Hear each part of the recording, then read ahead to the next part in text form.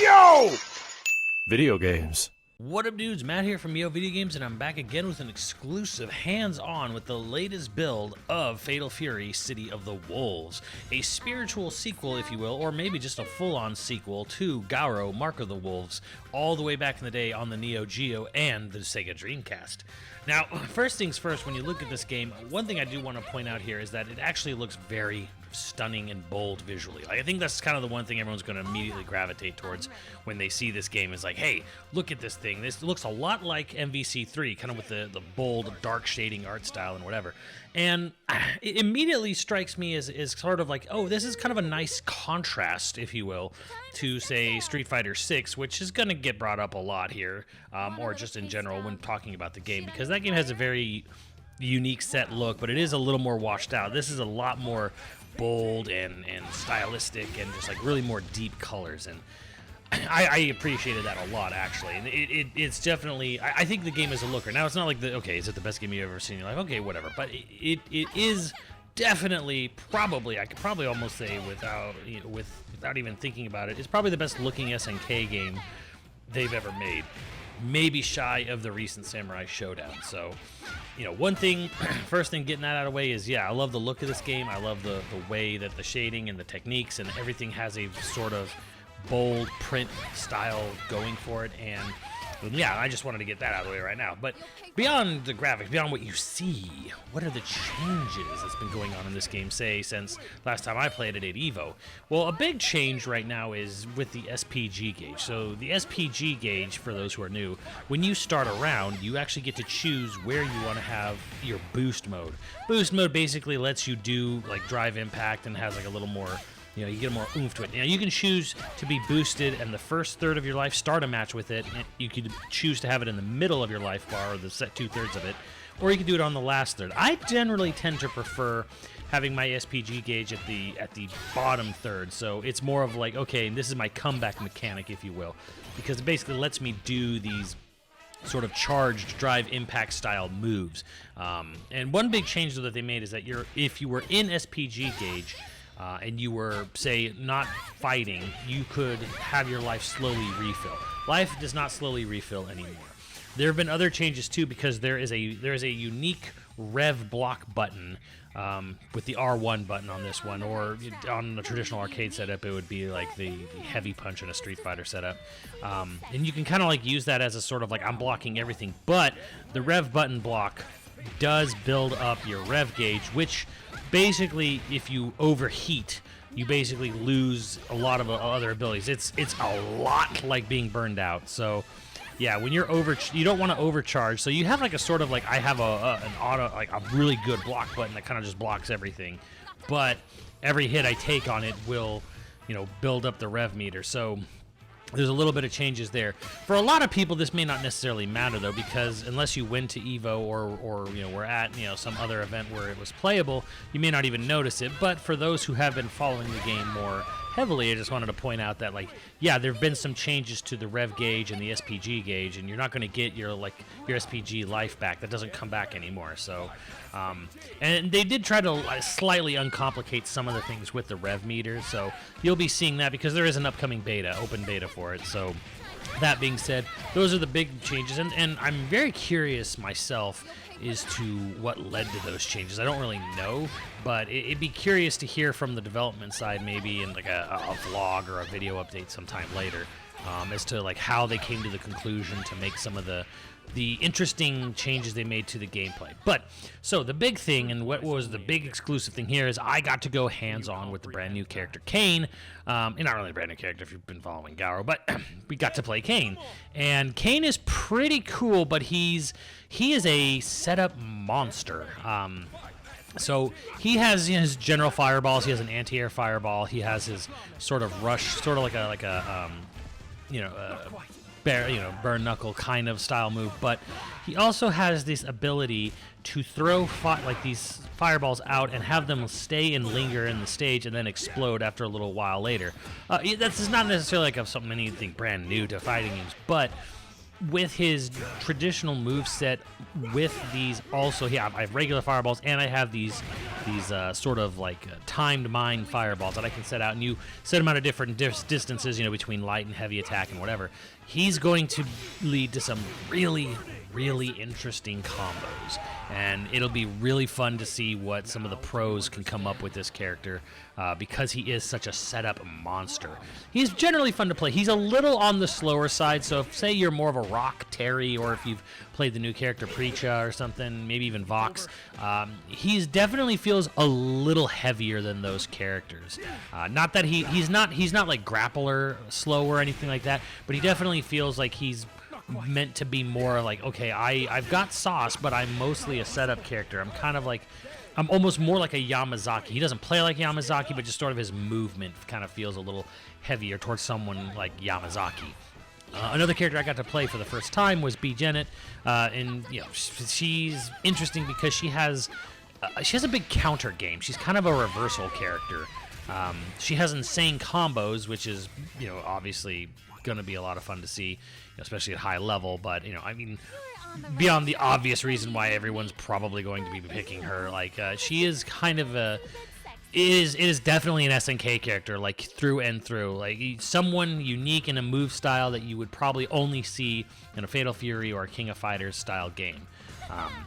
I know she was in 15 as well, so yeah, but she was fun. I didn't play a whole lot with her because I was really kind of more focused on Kane. But, you know, one thing I would say, going back to sort of the graphics, it's almost kind of impressive and sort of, I don't know, I thought it was kind of nice to see how, especially in the win poses, the graphics really seem to be trying to mimic that classic SNK, Fatal Fury, and King of Fighters art style, you know, that they had, you know, the classic Shinkero style. And I don't know, it was really impressive to me to see how they seem to really, even more from the builds I played last year, this really seemed to be like, we're really trying to make it look like that classic SNK box art, poster art, that you're all sort of really familiar with, even though he's not like the main character designer on this game or anything. I just thought it seemed like they were really trying to really make this stand out. Like, hey, look, we're in 3D and we're polygons, we're cell shaded, but man, look how close we're getting, or you know, on the nose we are with the original art style. It's pretty cool, I thought. But here's one thing I don't think anyone's really talked about, and I don't know how well it'll come through in the footage, but the music in this game is actually really, really good. Now, the style they're going for is big band jazz, and that was told to me by the SNK people. And you can really tell in some of the stages, like, oh man, this is just swinging, you know, just big bands. Like, it's really impactful. It stands out. It isn't something like, say, like another Realm game where it just sort of like disappears into the background. You don't even know it's there. Like, this music is great, and I love it. And I haven't actually been this jazzed for a soundtrack in a fighting game in a very long time. I'm famously kind of like, you know, I'm glad it has an identity, but I'm like, on Street Fighter 6's soundtrack and the other fighting games that have come out, like, they're good, but they're also kind of, sometimes they're a little like, okay, well, that's a choice.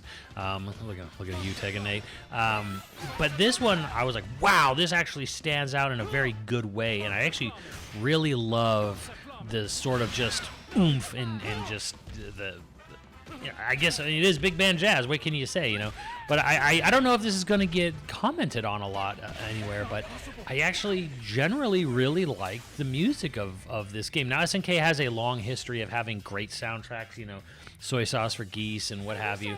But this one is definitely carrying on that legacy, I feel, and I feel like I hope more people get a chance to hear it and appreciate it, especially with the upcoming open beta, because it's actually great. I actually haven't heard fighting game music like this that's made me pump for a fighting game in so long. So very happy to report that there.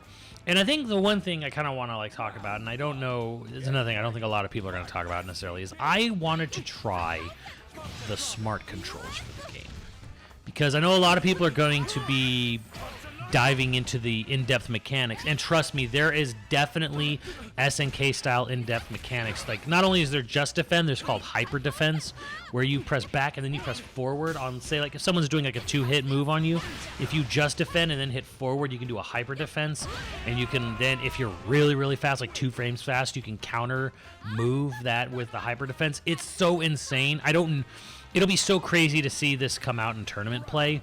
And again, before I get into it, though, this game is going to be a lot of fun in the lab, because the way that you can mix up your moves and how you can, like, EX in move into another EX move and connect them, and man, it's insane. But anyways, before I get more into that, let me talk about smart controls, which is the equivalent of, say, modern controls. Now, on a PlayStation controller, you have light combos, heavy combos. So you have, if you're near an opponent and you just mash out the square button, you'll get a basic light combo. The light combo won't generally, usually from what I could tell, it doesn't really use up anything meter-wise. It's not going to do EXs. If you're near an opponent and you do a heavy combo, which is mashing the circle button on the PlayStation controller, they'll do a combo that'll say use EXs, and it won't just be like a simple, okay, this is a 5-hit combo. They'll actually continue it. Like, it'll go on for a while. But keep in mind, though, when you're doing EX moves, you are burning your rev meter, so you are getting dangerously close to burnout. So if you did like 3 EXs in a row, you'd pretty much be at burnout, at like either in burnout or just or overheat, I should say. You're going to be overheated, or you're going to be like 1% away from overheat. So you got to be really careful if you want to like mash the X's. Now, here's the interesting thing I think about smart controls is the X button is still kicks on smart controls. Like, it doesn't auto combo. It's not anything. It's not used for anything. But you have light and heavy kicks, which are kind of like gauges depending on how. Like, say if you're crouching and you're like a certain distance from an opponent, they'll do like the heavy sweep, and if you're closer, they'll just do the light kick. So it kind of determines on pressing the X button which kick you get determines how close you are to your opponent. But here's the fun thing about it: you can use the kicks, which are just standard kicks, in combination with the light or heavy auto combos. So it actually gives you a reason, say you want to play with smart controls and you want to vary it up, you want to mix it up, because when you're doing an auto combo, it's the same predetermined auto combo every time. So you're playing like a raw fundamentals game of just waiting for someone to sort of like open themselves up. But the interesting thing about smart controls, with the kicks being kind of untouched by the smart control devices, is that you can kind of start with a kick or do a couple light kicks, and then you move, then you start mashing light combo or heavy combo. So you can actually create and mix up your own combo routes in smart controls by doing the fact that they left the kick button as it's like its own sort of separate dedicated button that does not auto combo. And then if the triangle, of course, is special move. So in other words, if you're standing neutral, you press triangle, they'll throw a fireball. You press forward, they might do an uppercut. You press back, and it'll be a tatsu. It's like that. Like they divvy up their normal special moves directionally with triangle and whatnot. And you also get, on smart controls, you can also, I believe there's a 1-button super or a rev super. It was with the R2 button. I didn't really get a chance to test it out too much. But in the game, as you can see, you have your rev gauge and you have your 2 super meters as well. So and the thing is you can use level 2s. There's level 1s, level 2s, and then there's actually SPG ones as well. So if you're in your SPG gauge, whether you decide if you want it the first, second, or last third of your life bar. If you're in there, you actually get a third super move that uses both bars, and you can only do it in SPG, and it's sort of like a really, really big cinematic, crazy super move. And it's kind of like when you're facing an opponent and say they put their life, their SPG gauge at the bottom. If they get to the bottom of their SPG gauge and they have 2 bars, that means you have to be on heightened alert, because now they have access to, not only do they have a level 2 super, but they actually have a rev super as well, an SPG super as well. So that's even more devastating. So this is going to be kind of like the mind games of King of Fighters. There's also the mind games of where do you want your gauge, because the thing is, again, when SPG is active, if say you put it at the front of your life bar, the first third, that means you're gonna have access to drive impacts. Now here's a crazy thing. I know they're not called drive impacts, but for simplicity's sake, it's a charged up move. Like say, for example, Terry in SPG gauge, if you press both heavies when his SPG is active, he will do sort of a shoulder tackle. It's kind of like a shoulder tackle into a burn knuckle or into a power dunk, right? I think it's a power dunk, actually. Anyways, it's a charged up move, so he gets armored, right? So he'll do his shoulder charge forward, and that's armored for a certain move. Now, it has the same properties. You can throw someone out of it. You can super someone out of it. It can get stuffed, but if you just kind of like throw a light out or a heavy out, you can actually armor through it. Now, here's the fun and crazy thing about City of Wolves. I think a lot of people are going to really like this. And this has been known for a while, but if you haven't, you can do these charged armored moves with the heavies in the air. So you could do a jumping in drive impact, like a charged move as you're jumping in at the opponent. And it really makes people, it really puts people on their toes, because when they're in SPG, you don't know when they're just going to throw out a charged armored move, an armored special. So it actually makes matches kind of crazy, because if someone is using their SPG at the first third, you're kind of rushing to beat them up, because I want to take that ability away from you. I want them to not have that, because the last 2/3 of their life bar, they will be limited in access. They won't have access to any of their crazy stuff. But on the other hand, for yourself, if you say, hey, I want it at the first third because I want to really rush someone down with these charged armored moves, you are probably giving up, in most likelihood, you're likely giving up your SPG level 2 super, like your special one, because you're not going to be able to, you don't necessarily start a match with it, but then again, maybe in round 2 that could change.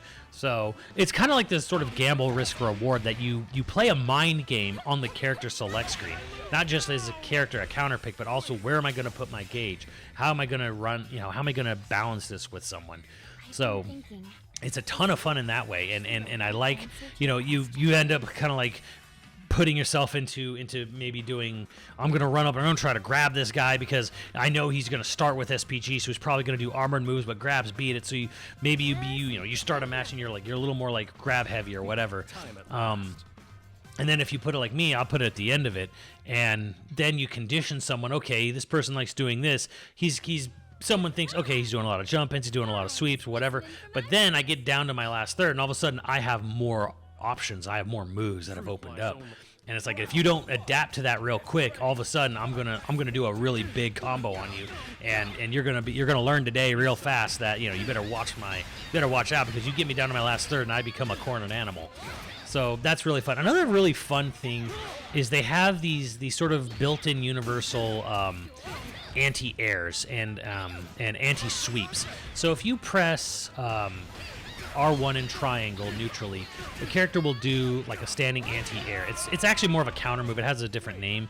And then if you press down R1 and triangle, they'll do another thing. So for example, for Terry, he does just like a standing uppercut, and it anti-airs darn near everything. And if someone is sweeping you and you press down R1 and triangle, Terry will do this thing. He'll do like this very short hop off the ground and do a roundhouse kick in the air. And it'll do this really fun thing where it'll slow-mo zoom in real quick, just to show like, you just did, like it very much looks like the end of a Tekken match, where a character like short hops over like someone's sweep and then like roundhouse kicks the opponent in the face, and it leaves these really fun moments. The other thing that's really cool, it's a little harder to do because it's R1 and circle, and on an arcade setup that's basically heavy punch, medium kick, you press those two together, and you press them in combination with the direction, characters will feint. They will fake doing a move. Like Terry will throw his arm out like he's about to do a burn knuckle and then just not do it. Or he'll look like he's about ready to punch. He starts punching the ground, but nothing comes out. So, in combination with down or forward or neutral, R1 and circle, you can do feints. So you can get people to basically whiff. And it's a crazy mechanic, and I'm actually really excited to see what this looks like at high level, where people start throwing out feints, where people are like, okay, I'm going to just defend you, and then I'm going to counter you really hard. But, no, he just feinted. So it's like this sort of Killer Instinct combo breaker, counter breaker, mechanic where you're starting to call people's bluffs, or you are going to bluff. Like just the idea that you can bluff doing a super move. can really throw people off. Like, it'll be really fun to see. Now, if I had any sort of concern for the game going forward, it's something Steve actually said to me and Max when we were at the EVO Awards, and it has struck with me, and I think it's very true, which is this game is going to be an absolute blast at low level and mid level. But it's going to be a nightmare at high level, high rank, because it does have that SNK sauce. It does have all that crazy monster mix-ups and super extended combos and EXs and the EXs and the supers. And the thing is that I think the SNK pros are going to love this game, and they're going to be a nightmare to deal with because they're never, they're going to be so all around you. But that kind of falls on, well, how's the ranking system going to work? There's going to be science to that as well. But I think for newcomers, for people kind of coming off of Street Fighter 6, which, let's face it, there might be a lot of you, I think we're going to have a really good time. And that's me. People like us who are just very casual and I enjoy fighting games. I enjoy playing fighting games. I'm not necessarily a competitor. The low and the mid-level and intermediate, that is going to super fun. It's going to be a lot of fun, I think. It's kind of what you want to. You don't want a fighting game to be too simple or too easily downloaded. The one thing about this game is that I think you'll notice is that it'll have a high skill ceiling like most SNK games do, but I think this game has a really fun low level. It's actually fun for newcomers. I think the smart controls are going to go a long way for people who are really casual with fighting games, and I think the simplicity of doing stuff like just pressing R1 and triangle for like counter anti-airs, counter sweeps that are pretty simple to do. They don't require any sort of insane combination. The other big thing, and this has been true the whole time that I've played the game, there's no more pretzel motions. It's just double fireball forward, 2 punches or whatever. It's very simple supers. The supers are and they're all pretty much, they all work the same, with the double motions. With every character, no character has quarter circle back, half circle forward, and all that stuff, or like turtling, like hold charge back forward. As far as I'm aware, I don't think there's any charge supers. Again, holding back for 2 seconds, forward back forward punch. No, I don't think there's any of that. All the supers are basically done the same way, and I think that's good. That's huge because the pretzel motions are they are what they are, but it was always a weird sort of skill ceiling that didn't necessarily need to be because it's an input skill ceiling. So now we're kind of getting we're getting right into the meat of it, which is the mind games, the sort of speed chess that is a really good fighting game. And I be honest, I actually like the smart controls. I think they're going to be fun. I don't know if I'll play with them myself, just because it is easy and fun to do the stuff with a normal arcade stick. And again, it's an SNK game. It's a 4-button fighter: light punch, heavy punch, light kick, heavy kick. But there's also the rev button on R1.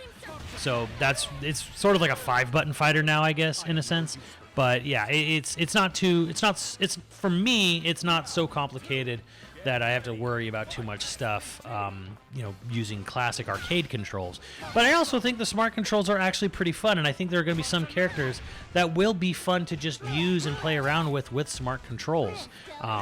For example, for myself, I B B-Gen was actually more fun to play with smart controls than necessarily with the arcade controls. I didn't play a lot of arcade controls with her, but like the smart controls were actually pretty fun, and I didn't have to worry too much about what I was doing necessarily. So I think if you're a casual player, this game actually has a lot to offer. It's got a really good presentation, it's got a really good art style, it's got amazing music so far from what I've heard. And if you're a person who likes to just sit in the lab, this game is going to be an amazing game for those who just like to hang out in the lab. Just a lot of fun for people to just try and see what kind of, like, how long of a combo can they go with, how much can they extend this, how much can they do. It's going to be a lot of fun. And of course, high level is going to be insanity because of the feints, because of the just defense, hyper defense, because of just like the rev meter and the overheating and the SPG gauge, all that stuff. It is an SNK game at heart. It is not it's definitely not taking any sort of dummy-fied, simplified, like we removed mechanics, moved a bunch of stuff from our classic. It's not that at all, really. It's still an SNK game at heart. But I think they kind of trimmed some fat that they didn't really need, such as pretzel motions, and added in and smart controls. And again, this is a 1v1 fighter. You know, you don't have to worry about picking a team of 3. You don't have to worry about tagging. You don't have to worry about any of that stuff. All you got to worry about is having a good time. Because yeah, you just pick a character you like. So far, most of them have all been pretty good. I haven't played any character that I thought was no character. You know, and there were different characters at Summer Games Fest and the open beta that you guys will get to play later at the end of the week. I never encountered any character that I thought, oh, this character is not very good. This character is going to struggle. Nothing seems struggle bus yet, so that's a very, very good sign. So yeah, again, big thanks to SNK for having us out and letting us sample the game early. And I had a really great time with it. I think you guys are going to have a really good time with it. Again, if you're a casual fighting game fan, if you're a casual enjoyer of SNK, you're going to love this. I think if you're new to SNK, this is actually a really, really good place to step in. Because again, it's 1v1. You don't have to worry about team synergy or team setup. You don't have to worry about any tag mechanics. It's very simple. It'll feel very familiar to you if you're coming more from a Street Fighter or maybe even an MK background. I think you're going to find a lot to enjoy here. So I actually encourage everyone to check out the open beta when it becomes available. And again, just check this game out in general. I think the pricing is very fair. Like, you know, if you pre-order the game at normal price, you're going to get the full DLC season included with it. So that's pretty cool. I mean, this is a really cool game. It's shaping out very well. Garo, Mark of the Wolves was always sort of a fan favorite for SNK fans in the past, and the nicest thing I can say here is City of Wolves absolutely lives up to the legacy that was Mark of the Wolves. So yeah, again, thank you to SNK for having us out, and let me know what you guys think, and I will see you on the channel later, dudes.